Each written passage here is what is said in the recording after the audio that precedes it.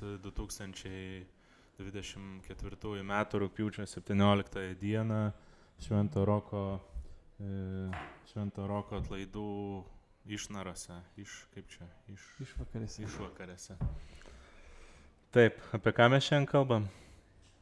Tai turbūt šiandien galim paliesti, čia nesenai aktualizavusi tema, konkrečiai Alytaus dvaro ekonomija. Ir aplamai paliesti galbūt Užnemunės dvarus. Keletą, gal ir ne tik Užnemunės, gal ir šiaip kažkaus į galvą. Nėra taip, kad turbūt ten begaliniai esam kažkokie dvarų išmanytojai, bet Alytaus dvaro klausimas čia visai nesenai buvo iškilęs labai stipriai. Nežinau, koks bus rezultatas, bet kiek aš žinau dabar į vertinimo tarybą keliauja aktas, ar būtent mūrai Alytuje bus įtraukti į kultūros vertybių registrą ar ne. Bet gal yra ir nemaža tikimybė, kad taip ir bus padaryta, tik tai bėda ta, kad iki tol daugelį metų tie rieksoja mūrai palei Nemuną kažkaip nieko nepatraukė dėmesio. O karališkosios ekonomijos Alytaus fragmentų faktiškai tik tai trupinėliai te likę. O šiaip Lietuvoje kokios buvo tos karališkosios ekonomijos, tai buvo Šiaulių, Alytaus, Gardino, Brastos ir dar gal kažkur buvo Lietuvos didžioji kunigaikštystė, bet realiai, jeigu tai paimti tas ekonomijas Lietuvoje, tai tik Alytų ir yra išlikę to dvaro, dabartiniai teritorijai, tik Alytui tų keletas fragmentų, o Gardine yra ten pakankamai Baltarusijai šiaip jau yra ir išpopuliarinę tą Tyzenhauzo fenomeną Gardine su tom manufaktūrom ir taip toliau. Alytus, turėdamas, aš jau nekartą kartoju, ir muziejų, ir turbūt ir kultūros paveldo specialistus tiek savivaldybei, tiek kitur, kažkaip galbūt to akcento labai ir nepamatė. Aišku, čia turi būti ir miesto kažkokia vizija suformuota ir jinai turbūt čia eilę metų jau tokia yra, apie ką tas Alytus. Ir tikrai, aš pats kol nepradėjau gal šiek tiek labiau gilintis į tą Alytaus praeitį, tai iškilo tik visai nesenai, kad ten Alytui kažko išvis buvo, nes dažniausiai jis buvo pastatytas ant to pramoninio miesto kažkokio pasakojimo. Tai matai, daugiausiai yra kaip tas posovietinio laikotarpio išlikę visi fabrikai, gamyklos, cechai ir tas toksai vyrauja dar iki šios dienos, kad Alytus yra pramoninis miestas ir ten vos ne daugiau tokio... Nieko ir niekada nebuvo. Nėra, kažkiek išlikę dabar irgi, senamiesčio dalyje, ar ne, tai šiek tiek yra keli pastatai patvarkyti, renovuoti ten. Bet tokios senamiesčio pastatų nėra daug likę. O kas liečia dvarą, tai čia aplamai paėmus yra LDK palikimas, LDK laikotarpio palikimas, tai tokių pastatų aplamai pietų Lietuvoje jų yra tikrai menkai likę. Ir laiku iš tikrųjų čia, manau, buvo susiimta, kad to palikimo būtų likę dar mažiau. Tai dar reikėtų paminėti tai, kad šalia pat to skerdyklos pastato ten ant kalvelės visai nesenai buvo nugriauta irgi mūro ūkinio pastato, mūro fragmentai. Irgi man ten teko pasižiūrėti to nugriauto pastato pamatus, tai labai tikėtina irgi kažkur 18 amžiaus, turbūt antra pusė, tikrai galima priskirtam laikotarpiui, tai tiesiog lengva ranka buvo nušluotas nuo žemės paviršiaus statinys. Vienas dalykas, kad galbūt ir tarkim, jeigu verslininkai kažką ten žada statyti ar kažką, jeigu ten, ne taip, kad tiesiog nugriaut, bet iš to kažką vystyti, tai galbūt irgi, nieks nesigilinė, nieks per daug nežino, kas čia per pastatai, tiesiog seni kažkokie eiliniai pastatai ir taip ir gaunasi, kad tos informacijos, kai trūksta, tu nežinai, kas tai yra ir, būna sunaikinta. Tai tie verslininkai, jie kaip ir nėra kalti dėl to, tai čia faktas. Jo, ten tas nežinojimas nėra jų kaltė, čia, sakau, čia turėtų jau pats miestas. Galų galiai iš pačio miesto yra kilusių ne vienas tyrėjas, gal jiem patiems tas Alytus niekada nepasirodė labai įdomus, matyt gal ir tas faktorius turbūt sietųsi, bet kažkaip tokius klausimus reikėtų suaktualinti ir yra tų kažkokių vis tiek tyrimų, kad ir labai gal menkai apčioptų apie tą karališką ekonomiją buvo daryti. O susivedė galbūt labiau galai, kur ten kas stovėjo, kai čia nesenai iš Lenkijos, iš tų greičiausiai senųjų aktų archyvo pasirodė brėžiniai Prūsijos, kai Prūsija jau valdė tą užnemunės teritoriją sudaryti ir ten pavaizduoti labai akivaizdžiai, ten ta viceadministratoriaus ekonomijos rūmai, puikus klasicistiniai rūmai, stovėjo Alytuje ant tokios Nemuno slėnio terasos, turėjo būti puikus vaizdas prie pat bažnyčios, ten visa tai eilė ūkinių pastatų, tai 2 dar pakankamai stambesnių ūkinių pastatų brėžiniai buvo paskelbti ir būtent to Bravoro vadinamo pastato fragmentai galų gale, kai maždaug pabandžiau susivest galus, kur ten kas stovėjo.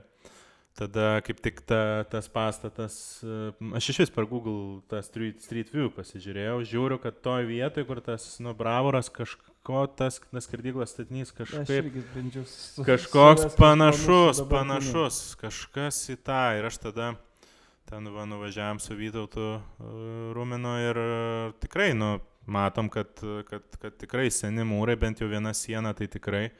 Ir tie rūsiai ten kai kurie dalis jų perdaryti, bet tikrai dalis yra seni.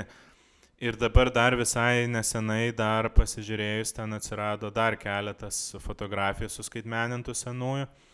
Tai iš vis puikiausias keletą fotografijų, kur matosi... Sugretintas, mes galėsim įdėti didesnį vaizdą. Tai tai tas korpusas labai puikiai matosi, kad buvo net ir dar kitas ir ta jungtis greičiausiai tarp jų buvo netgi kaip pagal brėžinius, ten kelių aukštų tas pastatas pažymėtas su nusklemtų stogu, net matosi dar frontonas likęs griūvantis tarpukarį buvo visiškai tas statinys. Tai taip, tai grįžtam prie to, verslininkai gal nežinojo šito faktoriaus, bet tą turėjo miestas senai būti padaręs. Ir jau seniausiai būtų jau apie tai išpasakota. Bent mažiausias kažkoks galėjo stendas atsirasti. Mažiausiai tas dalykas ištransliuotas.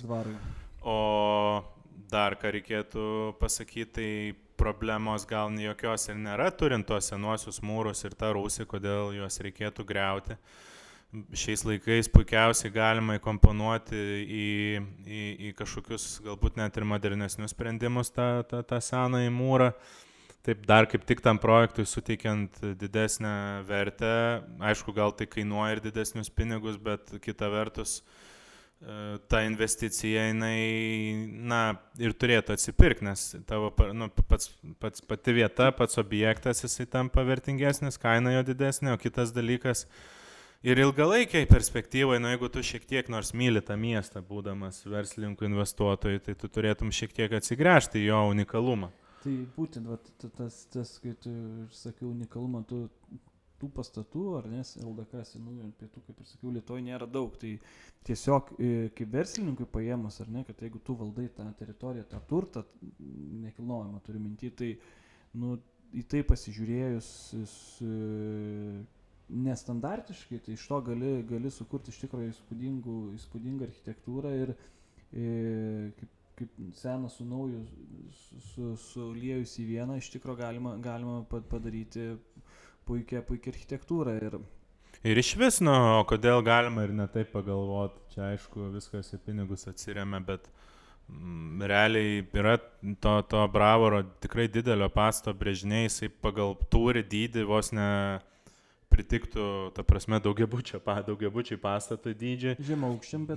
Taip, kodėl ten iš vis, pavyzdžiui, neatstačius jo ar tūrio, ar kažkokių fasado elementų ir jį pritaikius tam, ką tu ir sieki padaryti. Iš tikrųjų įmanoma, tarkim, padaryti tas kaip ir daugelį tam pačiam Vilniuje arba Europos kitų miestų paėmus, tai fasadai lieka išorė tokia kaip sena, arba atkuriama kaip sena, o viduje, kadangi tai yra nauja architektūra iš tikro, tai tu jau darai taip, kad tau pritaikytum dar ten komerciją, ar gyvenimui, ar ofisam. Ir iš tikrųjų tą gali puikiausiai pristatyti kaip Alytaus karališkosios ekonomijos reliktas. Ką reiškia ta Alytaus karališka ekonomija? Tai yra teritorija, toks kaip dvarų suvienimas, kurio centras buvo Alytuje, kurio pajamas ėjo valdovo išlaikymui. Tai kiekvienas Alytaus gyventojas, kuris nors turėtų kažkokių žinių, nuvažiuotų ar Varšuvoje, ar Vilniuje prie tų valdovo pilių ir galėtų pasakyti labai drąsiai, kad iš tų žemių pajamų tie visi objektai buvo ir pastatyti per valdovo realiai kišenę ir taip toliau. Tai tos tokios sąsajos, kai sugebama tą pasakojimą labai gražiai vilkti, tai tikrai Alytus turi šansą galbūt net ir atkurti iš dalies tą senąjį, tas karališkos ekonomijos elementą ir niekas absoliučiai dėl to nenukentėtų, nei verslas, nei tuo labiau miestas išvis įgautų tam tikrą šarmą ir ten šiaip puikiai vieta, ten prie Nemuno pakrantė yra, dabar vis tiek ten yra kalbos jau plačiai einančios, kad ta Nemuno laivyba jau gal nebebus tiesiog tie pigus pliurpalai, bet realiai tas Nemunas pritaikytas bus. Tai ten puikiausiai gali ir pramoginiai laivybai įtrauktą kaip lankomą objektą ir sukurti tokius apgaubti pasakojimais tą vietą, kuri tiesiog nevirsto eilinių daugiabučių, pigių eilinių daugiabučių. Tai aplamai paėmus tas, kad ir tas brėžinių radimas, ar ne, tai pakankamai papildė informacijos apie tą vietą ir dabar net yra net tik tos kelios tarpukario nuotraukos, bet dabar atsiradė brėžiniai, tai būtų iš tikrųjų puikus pirmas žingsnis link galimo atkūrimo, tuo labiau, kad Alytus nėra kaip miestas kažkoks ten kaimukas ar silpnas miestas, jis ekonomiškai pakankamai tikrai tvirtas miestas, turi kaip ir tą pramonę, ar ne, kas galbūt netgi galėtų pajamų šaltinis turi mintį atkūrimui. Verslas galbūt dasidėtų, tai čia aišku, čia tik... Ne, tai verslas, aš tai iš visų siūlau, kad nebūtinai čia esmė ir yra ta, kad tas sklypas yra verslo sklypas. Verslas turi tikslą, labai paprasta, pastatyti kažkokį nekilnojamo turto vertės objektą ir jį parduoti. Čia nereikia turėti didelių iliuzijų, bet kartais verta paapeliuoti rytų verslininkų sąmonę ir šiaip galbūt tikslus, kad galima sukurti labai paprastai objektą, siekiant savo ir naudos, kuris taptų dar pelningesniu, būtent jį aplipdant tą karališkos ekonomijos pasakojimą ir tam yra medžiagos. O medžiaga yra tie senieji mūrai, kurie tikrai pirmiausia nėra kliūtis, o kaip tik galbūt galimybė.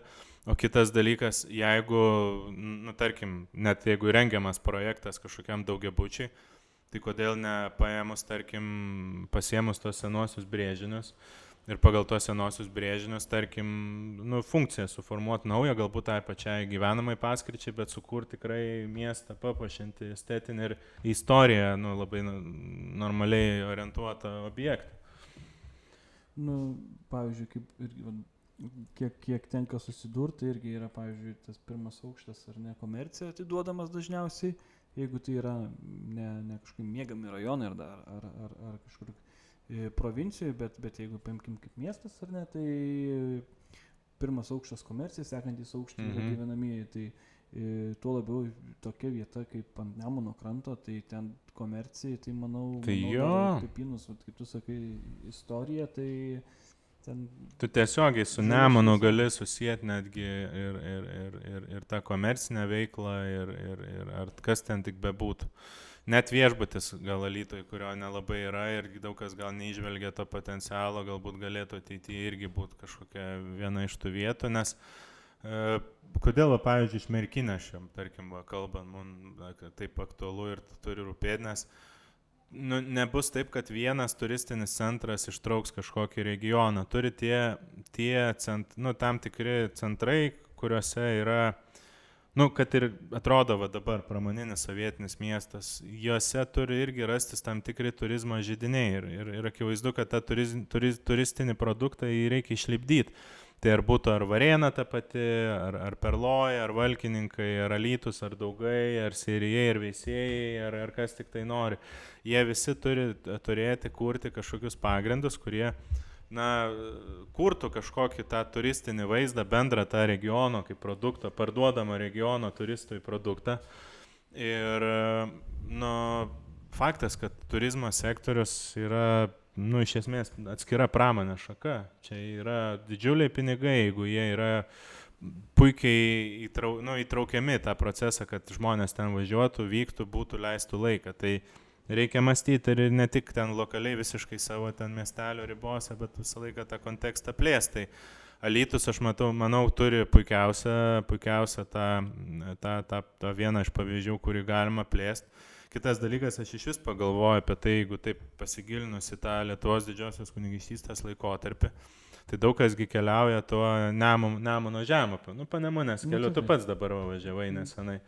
Tai, ten jau daugiau mažiau lipdosi tas turistinis toks kaip kelias, bet pavyzdžiui, Nemuno aukštupys, jis toks labai, labai abstraktus ir tas Nemunas nelabai suprantamas, bet jeigu taip sudėjus tuos egzistavusius paveldo objektus, tai ar, tarkim, gerai prie Kauno Pažaislis, tada Kruonio pilis Oginskių su ta renesansinė bažnyčia, tada... Bet jis nelabai yra kaip... Tai va, tada, bet aš sakau, tada Pune, kurios dar Piliakalnio ne tik stovėjo viduramžiška pilis, bet dar buvo ir mūriniai rūmai.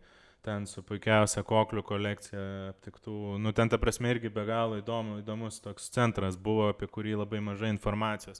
Tada va čia iškyla Alytus kaip karališkos ekonomijos centras su tuo, ne tik tuo fragmentu, bet net ir tie viceadministratoriaus rūmai, kurie stovėjo, jų lokalizavimas irgi labai įdomus yra. Jeigu taip pat įsivaizduoju, Alytuje stovinčius tos klasicinius rūmus, iš karto miestas irgi turi visai kitą vaizdinį. Tai nebūtinai aš sakau, kad juos reikia atstatyti, bet apie juos tą pasakojimą reikia vėl atkurti ir kurti. Ir tada, aišku, Merkinė su tuo visų buvusiu kompleksu, kuris irgi buvo tikrai pakankamai spūdingas su tom 4 bažnyčiom, vienuolynais ir taip toliau rūmais. Plus Druskininkai šiaip kaip kurortas prie Nemuno esantis. Tai va jau vien Nemuno aukštupy, kiek yra tokių taškų, kuriuos išdirbus ar sukūrus tos turistinius maršrutus, kelius tarp Kauno, tarkim, čia Druskininkų ir panašiai. Lietuvoje iš vis tokio jungtinio turistinio mąstymo, kad turėtų turistiniai centrai kažkaip jungtis, apjungti kažkokius pasakojimus, ar tas pats Jogailaičių kelias, ar dar kažkas, iš vis nieko nėra, toks labai labai banalus suvokimas ir dabar Čiurlionio kelias yra kažkoks, kuris, tiesą pasakius, šiai dienai kol kas yra apie nieką mano įsitikinimu. Labai labai labai tikrai prastai atrodom, palyginus net su kokia Lenkija, kur važiuoji ten, tarkim, link Varšuvos, to visur net ženklai, kur, kaip ten pavadinama, Droha Bohaterov, šitų didvyrių kelias iš karto ten 20-ieji, stebuklas prie Vyslos ir taip toliau. Taip, jeigu paėmus apie Panemunės miestelį. Aš dar be Jiezną pamiršau irgi tą kontekstą. Tai paėmus taip, kad imant nuo Kauno iki Klaipėdos, ar ne, tas Panemunės kelias, ar ne, yra ten kaip ir turistiškai efektyvus, ar ne, vis tiek daug kas, kiek tenka bendrauti, tikrai važiuoja iš pažįstamų. Pats važiuoju dažnai ten, kai jeigu į Pajūrį važiuoju, tai važiuoju Panemunę, nes vis tiek sustoja ten Pily, tai dar kažkur, ten kažkoks aplankai objektus, po biškį atsigauna ta visa pusė. Bet būtent aukštupys, jisai yra tikrai mažai potencialų jo išnaudoti, ir jeigu nuo Druskininkų, kur ar ne pradžiau, jeigu nuo Baltarusijos, tai tų takų, kas Liškiava, tarkim, Merkinė... Tiksliai darbo Liškiava, tai čia visas puikiausias tinklas. Visas gali būti maršrutas, netgi pačiu Panemunė arba Nemunų, galbūt irgi pačia ta laivyba gali atsirasti. Taip, irgi dar akcentai. Čia tikrai potencialai šitie labai neišnaudoti. Ir dar kitas dalykas, kaip tu minėjai prieš tai, kad vienas taškas ar vienas ten kultūrinis objektas neišlaikys ten turisto, ar ne, tai mano galva, kaip tik turėtų kiekvienas miestelis ar ten miestas vienas kitą remti, nes atvažiavęs turistas iš kitos šalies, tarkim, tai jisai apsistoja kažkurioje, tarkim, vietoje, bet jis, jeigu turi maršrutus ten, tarkim, kad ir dabar kaip yra Vanago kelias, ar ten dar, ar kažkoks būtų Panemunės kelias, ar takas, ar paimkim ten tus pačius dvarų mūsų regione takas, tai jisai tų turėtų pasirinkimų daug daugiau. Nes paėmus Dzūkijos pusėje, tų dvarų išlikusių, čia gali ant rankos pirštų tikriausiai suskaičiuoti, kur kažką dar gali pamatyti, ne tik plika lauką arba užstatytą. Vienas toksai iš objektų galėtų atspindėti tuos visus dvarus ir pavyzdžiui, visą šito regiono. Varėnos rajone vienintelis medinis dvaras yra telikęs Nedzingiai. Ir, jisai dabar tai toks ne pačios geriausios būklės. Blogos jisai aš būklės. čia Ir labai klausimas, kiek jisai dar išstovės. Tai mes su tuo kultūros paveldo politika, tiesą pasakius, ir kultūros paveldo politika, ir to kultūros paveldo aktualizavimu. Nes būtent Alytaus atveju, kada reikia važiuoti gelbėti objektą, tai čia yra būtent aktualizavimo problema, kad niekas nesugebėjo net atkreipti dėmesio. Ir taip ir šitiek metų mes turim tikrai Lietuvoje didelių problemų. Ir aš iš tikrųjų, jeigu būčiau kažkur, nežinau, kultūros paveldo vadovybėj, ta prasme, dirbantis ar kultūros ministerijoje, ar dar kažkur, bent jau kuris kuruotų tos klausimus, labai aiškiai pasidaryčiau analizę, kiek Lietuvoje procentaliai yra skiriama lėšų, tarkim, nuo bendro biudžeto sumos arba ten, nežinau, kažkokį rodiklį labai aišku galima įsivesti, pagal kurį lygintum, pavyzdžiui, su visom eiliniam centrinės Europos valstybėmis, kurios nėra ten turtingiausios, pačios geriausiai gyvenančios, bet jau vidutinė ES lygmenį turinčiam valstybėm, ar Čekija, ta pačia Slovakija, ar Lenkija, ar nežinau, ta pačia Vengrija. Ir aš manau, kad mes pamatytumėm labai baisų vaizdą. Aš manau, kad taip, nes dabar čia mes sėdėm Vazos name. Tikėkimės, galbūt pajudės tie ledai, čia nereikia taip ir kažkokių ten pasipiktinimų dėlioti ir taip toliau, bet tikrai palyginus tokie turistiniai miesteliai, kaip, pavyzdžiui, šiandien Merkiniai, taigi čia yra pilna automobilių, kiekviena vasaros diena yra pilna žmonių. Centre stovi avarinės būklės pastas, kuriame mirė valdovas, kuris iš vis pasakoja valstybės, iš vis istoriją ir atrodo šitaip. Tai jisai savo archaiškumu yra pietų Lietuvoje išskirtinis. Vienintelis toks pastatas, bet kai tu, pavyzdžiui, pasižiūri kokį Čekijos atvejį, tarkim, tai ten yra eilinis kažkoks miestelis, kur tokių Vazos namų yra kokie 15 ar 20. Ir dėja, iš Lietuvos pusės žiūrint, jų dauguma yra tikrai neavarinės būklės, pirmas dalykas, o dar dalis yra ir puikiai sutvarkyti ir restauruoti. Ir kažkodėl eilinis net miestelis, ar tai būtų pastatų išklotinės, ar kažkokie mažosios architektūros net elementai, tengi ten yra net ir skulptūrų nemažai, visokių pakelės skulptūrų, kažkodėl jos yra surestauruotos. Ir koks tas yra modelis, kaip jisai veikia, reikėtų labai aiškiai įsigryninti, bet sakau, man atrodo, kad mes pamatytumėm Lietuvoje kraupų vaizdą, nes procentaliai kultūros paveldo objektų mes iš tikrųjų, lyginant su kokie nors ten, sakau, nežinau, Vokietijos kokių regionų, kuris ten nenukentėjęs labai stipriai nuo antro pasaulinio karo, ar ten Čekijos, ar dar kažkoks. Mes tikrai to kultūros paveldo objektų turim pakankamai mažai. Tai čia jau atskira tema, kad miesteliai nušluoti yra per antrą pasaulinį karą, kad dvarai ir taip yra išdraskyti visi sovietmečių ir beje per 30 metų paskutinis nepriklausomybės tiesiog supūdyti dalis ir tai likę vienetai ir objektų, kurie tikrai yra tikrai didžiulę reikšmę turintis ir iki šiol reikia kovoti dėl jų išvis išlikimo, išvis, kad jie dar kažkiek nors pratemptų, praegzistuotų kažkaip kaip stovintis dar objektai. Pavyzdys paprasčiausias, ar ne, tai yra vėl tokie dalykai, kaip yra valstybiniai objektai, ar neturim minti priklausantis valstybei, yra privatus objektai ir yra privatus, apie kuriuos žmogus, savininkas arba neturi informacijos, arba turi labai mažai, panašiai kaip Alytui.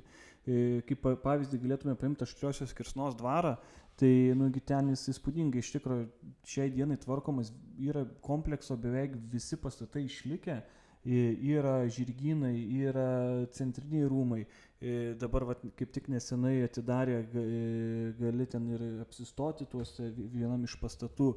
Tai iš tikrųjų tiems savininkam, manau, tikrai yra didelis krūvis ir sudėtinga, nes kompleksai yra begalė pastatų, aš dabar net tiksliai skaičiaus neatsimenu, bet principė visi pastatai yra išlikę ir žmogus suprantantis vertę stengiasi, kiek įmanoma iš to išlošti, ar ne, ir finansiškai, ir kad tie pastatai atgytų, ir pritaikyti funkciją jiems naują. O valstybiniai būtent objektai, kurie priklauso valstybei, jie yra daugelis merdintys ir tik tais vienas kitas yra įveiklinti, kaip tas pats Veisiejų dvaras paėmus, ar ne, jeigu ne regioninio parko direkcija, tai turbūt irgi jisai būtų iki šiol būtų apleistas ir merdintis pastatas. Dalis, aš nežinau, ar galima taip sakyti, kad vis valstybei priklausantys, bet faktas yra tas, kad valstybė valdo pakankamai nedaug to kultūros paveldo, pati kaip savininkė, nes dalis to paveldo yra išparduota. Dar čia turbūt 90-ųjų metų maždaug tam laikotarpį, kai buvo privatizacijos tas bumas, dalis tų pastatų, kurie ir buvo nupirkti kabutėse dar tuo metu turbūt verslininkų, besikūrenčių verslininkų ir įsivaizduojančių, kad kažką darys, dalis tų objektų tiesiog ir stovėjo taip ir stovi iki šiol, kol ten faktiškai beveik nieko nebeliko. Bet netgi tas klausimas būtent, tai net jeigu ir privatus verslas skiria savo lėšas, klausimas, kiek ateina valstybės pagalba procentaliai. Ir kitas dalykas, ne tik kad pagalba, kartais, ką tu ir sakai, kad verslas susidomėtų to objektų, kad jisai jį prikeltų, dažniausiai tai ateina būtent per to paveldo suaktualinimą. Taip. Tu, tarkim, kaip žmogus, ir aš nesakau, ar tai mokslininkas, ar veiktų, ta prasme, savivaldybėse specialistai, kurie galbūt, ar ten muziejai tie patys, jų irgi yra užduotis tą daryti iš tikrųjų. Jie turėtų orientuoti ir aplipdyti tuos objektus tam tikrais pasakojimais, taip visuomeniai sukuriant jų vertę, kad jie tampa vertingi. Kaip gali, tada natūraliai kyla klausimas, kaip toks objektas, kuris turi šitokią istoriją, kaip jisai gali tiesiog sugriūti. Kai žmogus tada tą supranta, tada jis jau imasi veiksmų. Kai jisai tą mato pastatą tiesiog kaip sienas, ir ten keletą gražių kažkokių mūrinių akcentų, ten kažkokių akmenų mūro elementų, tai gerai, ką žinau. Dažnai dar būna ne tai, kad mato tik kažkokį menką grožį ar kažką, bet dažnai būna taip, kad dar mato ir kaip didelę problemą. Taip, dar ir tai yra. Jam yra kliūtis įgyvendinti savo kažkokią idėją, padaryti neštampovkę daugiabutį ar ten kažką panašaus, tai iš tikro turėtų būti daugiau šito analizės ir aktualizavimo, kas galėtų būti pritaikyta, nes imant vėlgi kaip ir pietų Lietuvos dvarus, tai jų nėra daug ir čia važiuojant šitos pusės Lietuvos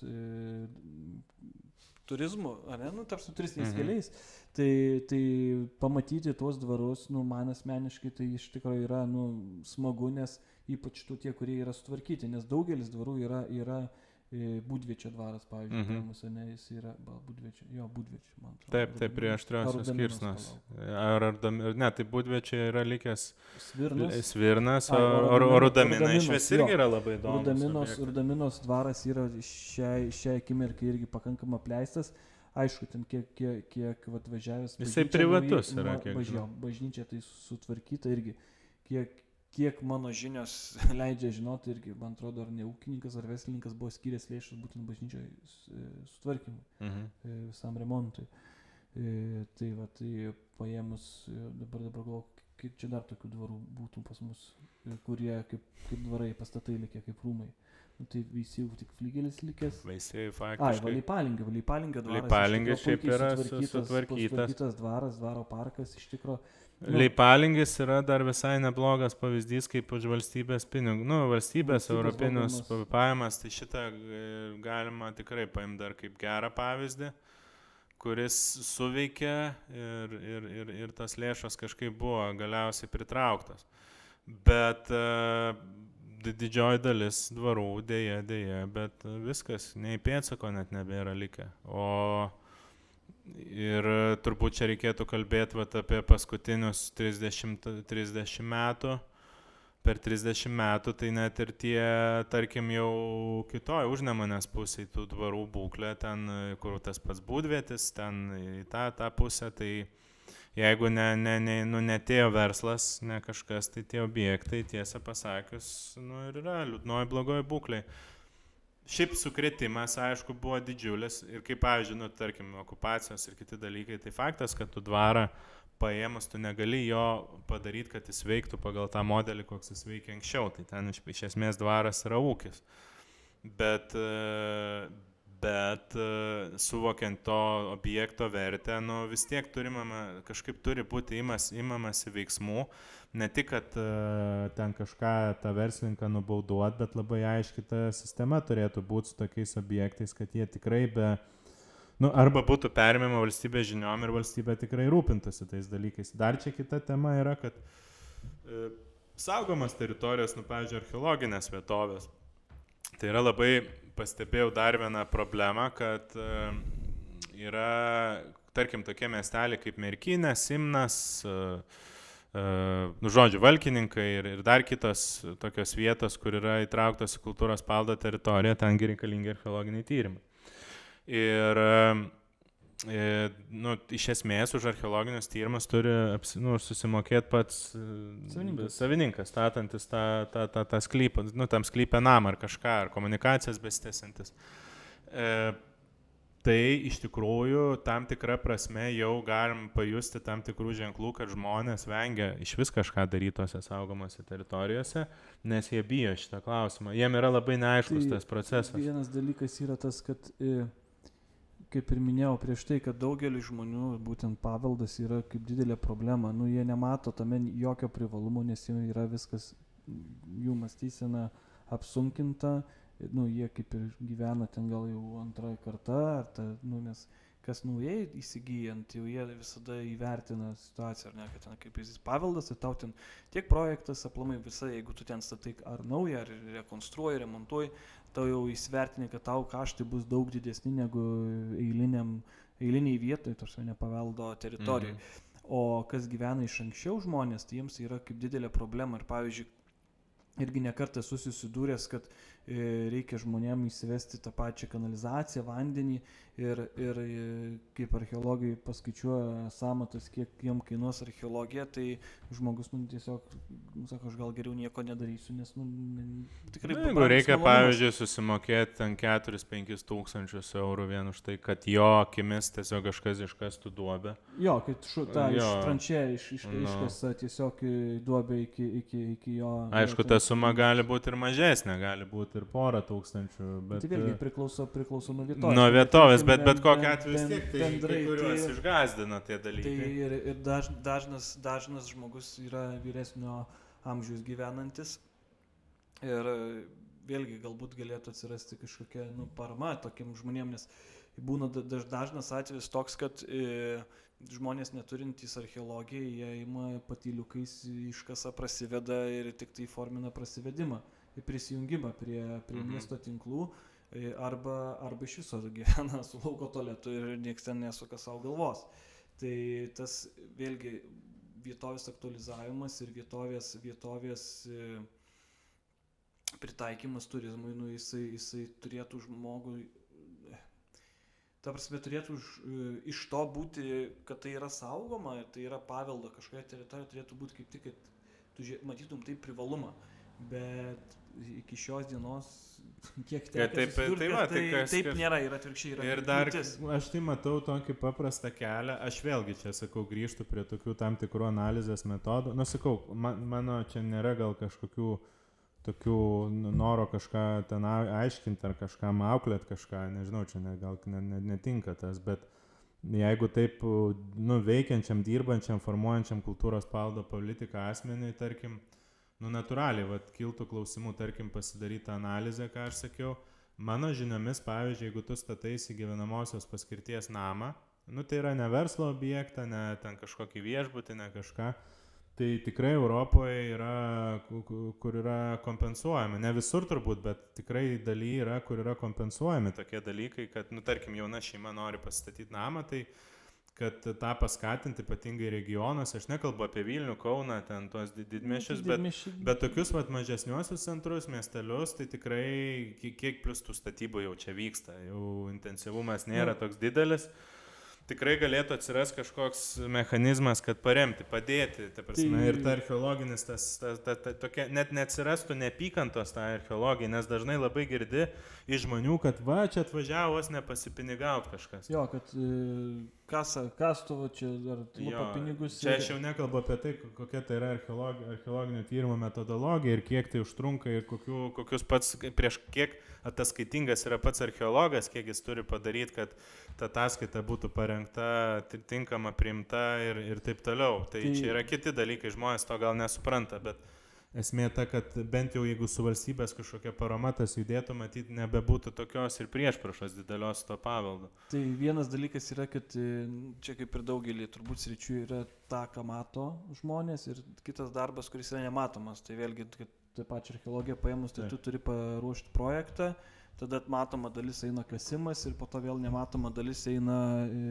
ataskaitos rašymas, ar ne, radinių valymas ir panašiai. Tai tas užima iš tikrųjų daug laiko ir dėl to irgi, kaip ir turbūt visur, tos sumos yra, nėra ten 100 eurų, ne, eina šiek tiek didesnės. Tai paėmus tai ta parama dabar ir yra, kai įsigyji pirmą būstą, jauni šeimai, ten iki, neatsimenu, 30 ar 36 metų gauna valstybės paramą. Tai tarkim, kažkokia parama galėtų būti ir gyvenamiesiems ne namams, tarkim, nekalbu ten apie daugiabutį, jeigu tu vis tiek statai daugiabutį, kaip ir gyvenamoji paskirtis, bet tu jau iš to darai biznės, tu ten būtus parduosi, bet jaunom šeimom kaip pavyzdys, ar nebūtinai jaunom, bet įsivedinėjant tą patį vandenį, kanalizaciją, kad būtų kažkokia būtent archeologiniam kasinėjam parama, nes šiai dienai pagal ES direktyvas mes atsiliekam nuo centralinių tinklų įvedimo ir dar gyvenam plačiai su lauko tualetais. Tai viena iš priežasčių, kodėl tų lauko tualetų yra galbūt konkrečiai šituose paveldo teritorijose, tai vien dėl to, kad archeologija yra tikrai brangus malonumas. Taip, tai čia, Merkinėje, aišku, tie projektai irgi čia su vandentiekiu irgi yra pastrigę gerokai, būtent dėl archeologijos klausimo, čia turbūt net nėra paslaptis, daly jau būtų patiesta, bet tie procesai yra brangus. Tai visus tos dalykus reikia įsivertinti, nes kartais gaunasi taip, kad būtent kultūros paveldo teritorija yra tik tai stabdis iš vis bet kam. Tai tas saugojimas turi būti įsivertinimas labai daugelio aspektų, galbūt net ir kai kurių saugomų teritorijų mažinimu. Čia reikia diskutuoti ir kalbėti apie daug dalykų, kas tikrai vertinga, kas netie gal vertinga, įsigryninant. Bet aš vis tiek matau tą, kad pas mūsų kultūros paveldu situacija nėra tikrai gera. Aš sakau, man tas Alytaus atvejis irgi labai puikiai parodo, kai tu turi tiesiog važiuoti, nes tu pamatai, kad čia yra realiai per plauką vos nesunaikinamas Lietuvos didžiosios kunigaikštystės paveldas.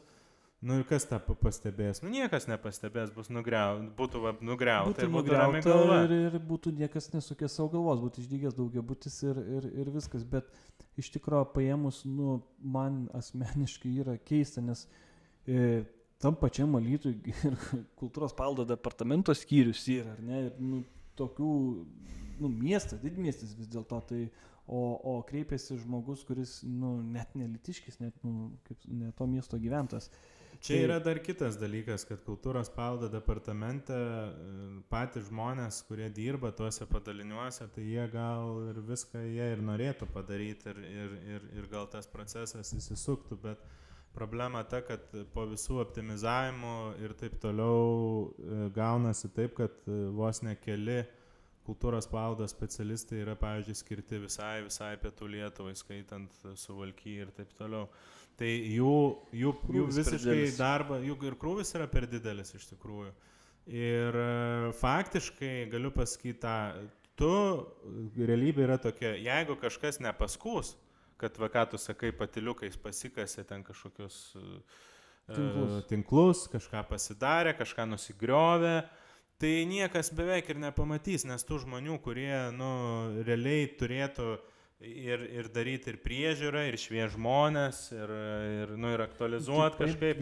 Jų yra absoliučiai vienetai, centai ir tai yra, į niekur vedantis. Vien paimt, ar ne, pietų Lietuvos kultūros paveldo objektus ir vis tiek, ir tai yra kultūros paveldo departamentas, yra tai prižiūrinti institucija.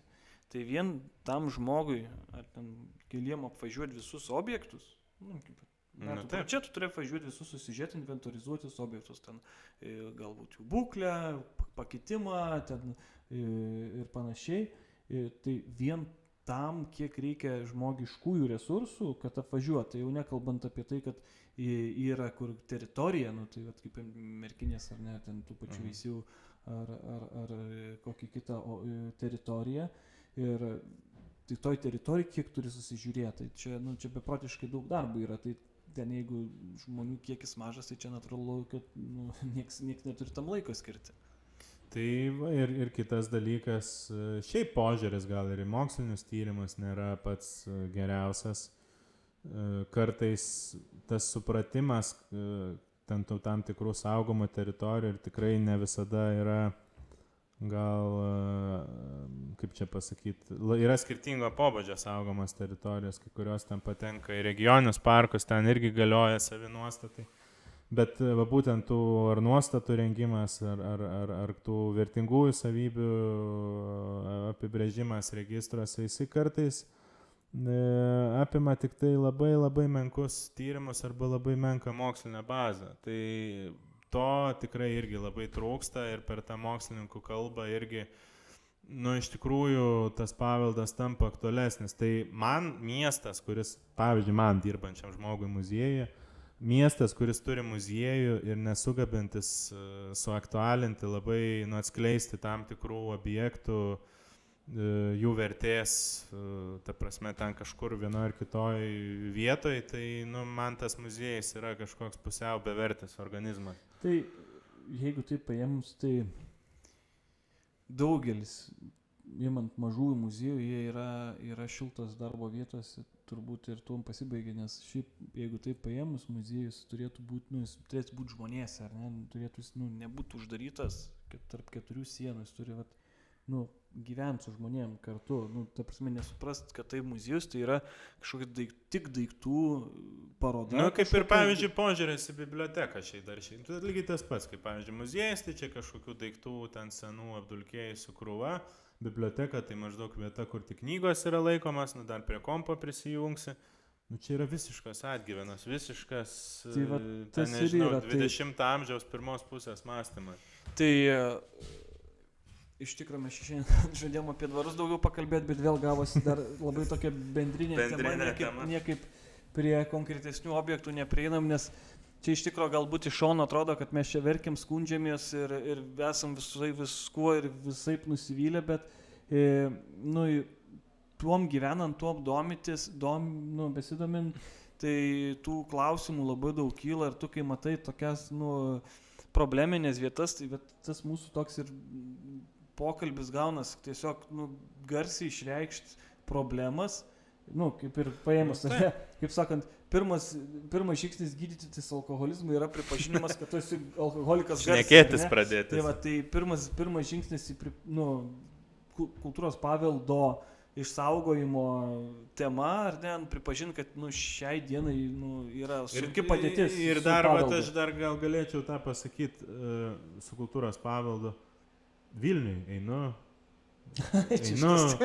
ten pro Aušros vartus apėjau ir kur prie šitą Subačiaus vartų buvusių, ten einu gatvelę, einu ir žiūriu, gynybinė siena ten tokia, buvo tie, aš ten net žiūrėdavau, ten kur nubirės tas tinkas, tas mūras, ir žiūriu, kas čia dabar padaryta, taip net aptverta, ten pagal turbūt darbo saugos kažkokius reikalavimus. Ir žiūriu, kas čia dabar padaryta, kažkoks atidengtas, atseit atidengtas zondas toks. Tautodailė tai vadinasi. Ir paimta akivaizdžiai sename mūre, tos Vilniaus gynybinės sienos, šiaip jeigu kas nežino, jinai maždaug sumūryta apie 1520 metus, tai dar kai Lietuvoje gotika iš esmės vyravo. Tai toje sienoje ne vienos gotikinės plytos, paimtos tokios carinės, gal 20 amžiaus tokia plyta, tokia net nenuvalyta gerai. Ir gal net iš pečiaus kažkokios paimtos, nežinau. Ir jos sudėtos, inkrustuojant tokius akmenukus ir viskas sumūryta. Pirmas dalykas, be net siūlės storis, kuris ten skiriasi, tais mūsų senuoju laikotarpiu. Bet viskas sumūryta taip, kaip mūrytumai savo. Aš ten sakiau, kad kai primena šituose, kai būna tas grilius susimūrė, kaimo turizmo sodybas, senų plytų ir kur su cementiniu skiediniu, tokius alečia maždaug gražiai pasidarė ir dar kažkokią arkelę taip įsimūrėjo, kur, sakau, nei siūlės storis, nei plyta, nei išvis tas mūros darimas, nieko išvis bendro neturi su ta gynybinė siena. Pats skiedinys, taip, jisai ten gal ir turi kalkės įdėta, bet ten akivaizdžiai per daug cementinio pagrindo pridėta ir tiesiog pilkas skiedinys, nežinau net ką pakomentuoti. Ten kažkokie nudaužimai, kažkoks absurdas ir ta prasme tai vyksta UNESCO kultūros paveldo objekte. Ir mane iš vienos pusės tai stebina, bet iš tos pusės jau nebestebina, nes apie Vilnių reikės dar atskirai kada pakalbėti. Tai čia atskira tema.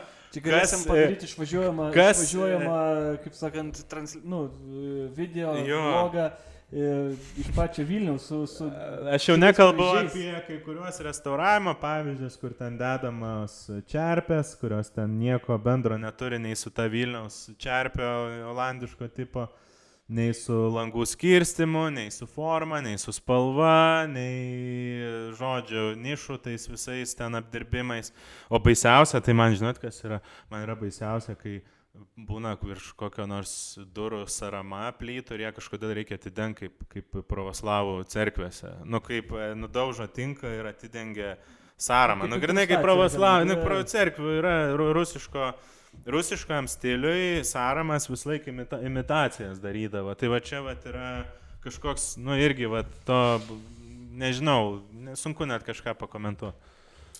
Tai taip ir gyvenam su tuo paveldu. Tai gal išsirėkiam šiandien trumpai, einam senovės dienas, o šitą pakalbėsim gal apie pozityvą kažkada daugiau.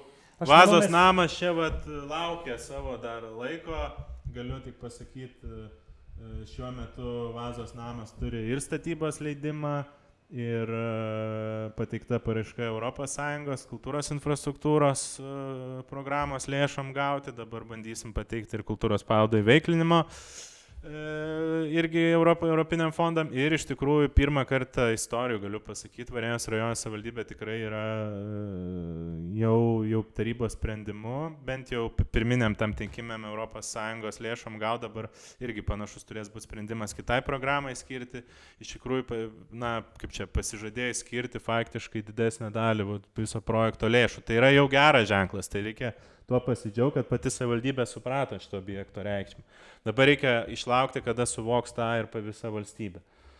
Tai iš tikrųjų tai pirmas žingsnis į klestėjimą, kad kai valdininkai ar ne, kur supranta, kad kur yra vertybės ir kad link to judama. O sekantį kartą mes galbūt pakalbėsim konkretesnė jau tema. Pašnekėsim apie Veisiejų dvarą, apie ką ten galima padaryti, nes mes ten buvom. Turim daug idėjų apie Veisiejų dvarą, pakalbėsim irgi vėlgi ten šiokius tokius, nežinau, atradimus, neatradimus, apie kunigaikščius ir Veisiejų bažnyčią, kas iš tikrųjų. Gal net pafilmuoti kažką reikėtų. Tai būtinai pafilmuosim, manau. Įlysim ten į palėpę kažkur. Buvo minčių ir tyrimams ir vienas tai jų ir buvo mintis. Niekur nedingia iš tikrųjų. Iš esmės kaip, Veisiejų bažnyčioje tikėtina ir pagal aprašymus ir pagal architektūrą yra dar ne viena kripta, kuri yra netidengta. Tai buvo mintis surasti jų vietas, leidžiant po grindim robotuką, bet dėja sovietmečių grindų, plytų danga buvo užbetonuota sovietmečių betonu ir ta mūsų idėja nepavyko, bet aptarsim gal plačiau sekančiai apie veisėjus. Ten galėsim pasižiūrėti, ten veisėjose net ir plytos kokios įspūdingos yra, Taip, kurios žiauriai masyvios, tokios plytos, labai įdomios. palėpės, pasižiūrėsim medinę konstruktyvą, pastogės, taipogi vieną vietą, kur dar nepavyko, tiksliau netradom laiko nusileisti į bažnyčią, yra tarp sienų tokia ertmė, kažkur apie, kokį bus ten gal 8 metrai pločio, kokį 3 metrai, tiksliau 8 ilgio, 3 pločio, aukščio kokį 4-6 metrai. Ir ten dabar yra labai daug šiukšlių visokių statybos metu bažnyčios. Ir va, ten įdomu, kas ten yra, reikia ten nusileisti. Nes ten per niekur kitur, tik per pastogę gali kažkokiais, nežinau, kopečiom virgėm nusileisti. Tai Bandysime, kunigas gal neišvys aš mūsų. su kunigu buvau kalbėjęs, jisai viską Tai geranoriškai leidžia, svarbu ten nepridaryti kažkokių nuostolių ar kažkokių vandalizmo. Bet mes, kadangi tom neužsiemam, tai tokia problema bus. Tai ką, žiūrėk, šiandien tai viskas. Pakalbėjom, paverkėm ir pasidžiaugim. Kitą kartą pasidžiaugsim. Gerai, iki.